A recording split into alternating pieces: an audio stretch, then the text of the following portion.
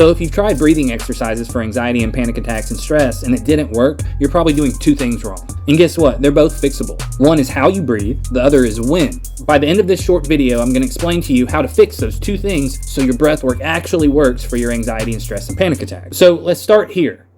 Anxiety isn't just a thought, it's also a body state. Fast, shallow breathing to the chest tightens your jaw, makes your heart race and flutter, creates adrenaline in your gut. And that runs both directions. The thought creates the body state, and the body state creates the thought. You start breathing like you're in danger in fight or flight, your brain concludes that yes, we are in danger. And it goes looking for something that's wrong, and it will always find something there in your brain. And that's the loop. That's all it is, a loop. So here's the first mistake, and it's specific. When you breathe in, your heart rate goes up a little. When you breathe out, it goes down. And that's not a metaphor.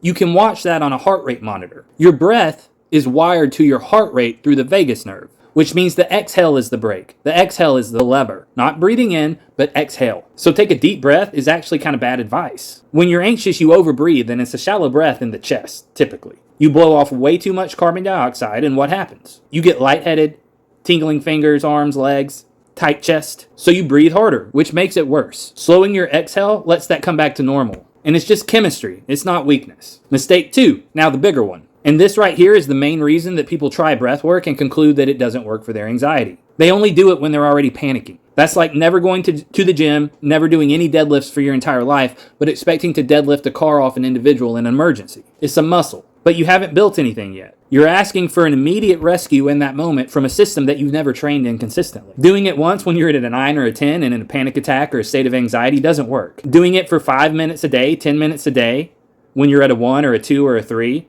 when it's boring, consistently, day after day, that's what moves your nervous system baseline. That affects how easily you get activated in the first place, and how fast you come back down to normal when you do. That's the whole trick, folks. It's not the weather, it's your climate. And you don't change the climate on the day of the hurricane. So here's what you actually do. This is the simplest version, and it will work if you do it consistently day after day for 5 to 10 minutes. That's it. Breathe in for 4 through your nose, all the way up, from your diaphragm, filling your belly, up to your chest. So 4 counts, 3 counts, and then you want to breathe out through your mouth like you're breathing through a straw, anywhere from 6 to 8 counts. A longer exhale than your inhale. That's it.